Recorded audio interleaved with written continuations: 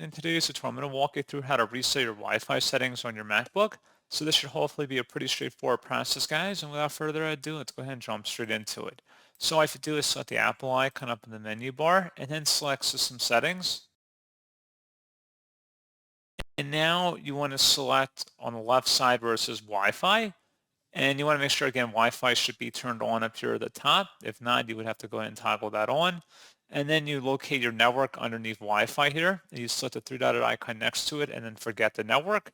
Then restart your computer and then it should automatically locate your network settings if you come back in here, enter in your Wi-Fi credentials, and then you should be good to go.